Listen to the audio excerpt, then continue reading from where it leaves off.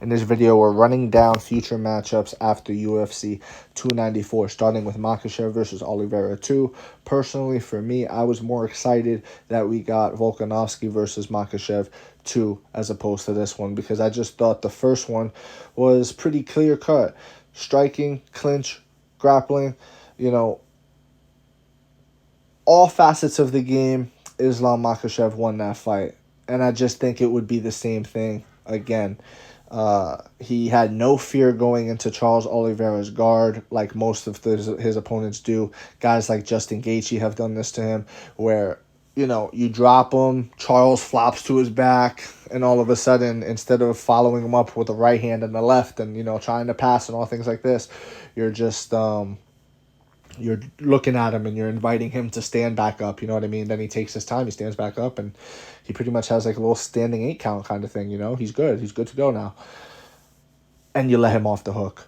And Islam Makhachev wouldn't do that to Charles Oliveira. I think it would be just as dominant, if not a more dominant win, the same way it was against Volkanovski personally. So that's my take on that one. I'd rather see Makhachev fight Justin Gaethje or Makhachev fight Conor McGregor, just because of the entertainment factor on that last one. But yeah, I want fresh matchups, not rematches with Makhachev. He proved himself in that last rematch. Volkanovski versus Ilia Topuria. Volkanovski, I think if he takes the fight in January like he wants to, Ilia Topuria will knock him out.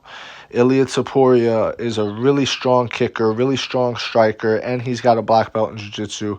Really good grappler. Held his own against Ryan Hall.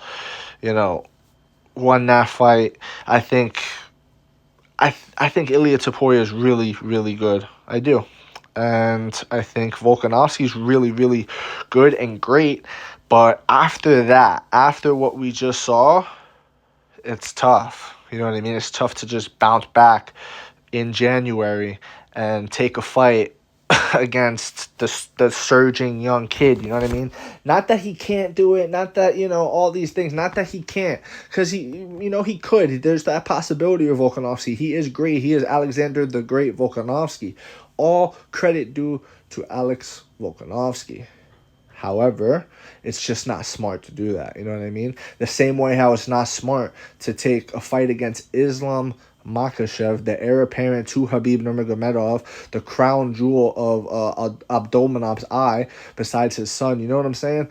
Like, to take a fight against Islam Makhachev on short notice, you cannot do this, And it's one of those things. You cannot fight Ilia Topuria after getting head kicked, sent back, hammer-fisted several times, many times to the back of the head. I counted a few. And knocked out. That's it. And I think Topuria would do it to him. Now, if he waits, the problem with that is Volkanovski said he was having, I'll just say mental health issues during the time, you know what I mean? He said he didn't want to talk about it in the post-fight press conference. He talked about it a little bit. He was saying how he's doing his head in, and he felt like on edge kind of thing, you know what I mean? Like, he even was telling people, we don't want to talk about this. I'm sorry I overshared, but the media is what the media is. He put it out there, and now we need clicks, we need clicks, we zombies, you know what I mean? We click zombies. It is what it is.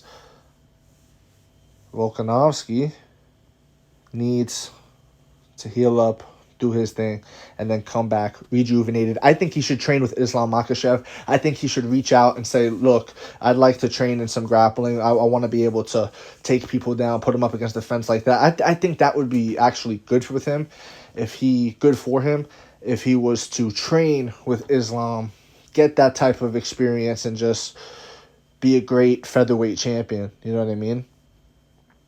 But that's my 2 cents. Khamzat Chimaev versus Sean Strickland. Khamzat doesn't deserve a middleweight title shot, okay? But Sean Strickland, I think, would have a good chance of winning this fight. It would be very interesting to see a Khamzat Chimaev training for 5 rounds and I think as of right now, training for 3 rounds, Hamza Chimaev, he has one good round in him. Not one good round, one fucking tremendous hurricane tsunami round, one incredible round in him. Where if you could survive that storm, he definitely takes a dip in the second round, and then the third round, he's like. You know what I mean? Like that takedown was a Hail Mary, not a Hail Mary takedown in the sense of like but it was big play takedown. He needed that takedown. He was getting his head boxed off by Usman. That was a big takedown, bro. And he got it. He dug deep. That's greatness. He showed that. However, if Usman could box his head off like that, I think Sean Strickland could, especially if Sean Strickland can survive the storm, which I think he can. I think they've trained together several times. You could watch their interviews where they talk about training. I think Sean Strickland knows where he can beat Hamza and knows where he feels good against Hamza and where he doesn't. But I also think he knows that he's going to have to survive a storm with Hamza. And he also knows once you survive that storm, which people have, Gilbert Burns survived the storm, Usman survived the storm. Once that happens, these other guys get to, be the storm. Now it's your storm. And I think Sean Strickland's storm of him walking down Hamzat, great jab, right hand to the body, another right hand of him walking him down and saying, let's go, motherfucker. That would be insane. And I think that could happen. And I would go with Sean Strickland. I would go with Sean Strickland in that fight. If Hamzat doesn't get it done so early, that would be his window. Those first 2 rounds, especially with the 5-round training. He's already got a great first-round storm, but he's not training for 5 rounds. If he trained for 5 rounds, I think he has a great 2-round storm. Very interesting to look out for in the future. I'm going to try to speed it up, guys. I only got 10 minutes. But Usman versus Whitaker, I'm going to say Robert Whitaker. You have 2 of the greatest of all time in the conversation of it, right? Robert Whitaker's in the conversation for it at middleweight. He's, top 3 middleweight of all time. Usman, a top 3, top 2 welterweight of all time. It's one of those things. Usman's title run was longer than Robert Whitaker's. Both great champions. Usman really is great. Robert Whitaker really is great. But you have a great middleweight champion versus a great welterweight champion. You know what I mean? And I think there may be a difference there. Same way how Islam Makhachev proved there is a difference between lightweight champion and featherweight champion. He even said it actually going into the first fight. He said, "It is impossible. I am lightweight champion. He is featherweight champion." He said it like Frieza, you know what I'm saying, with the fucking big death ball on his finger.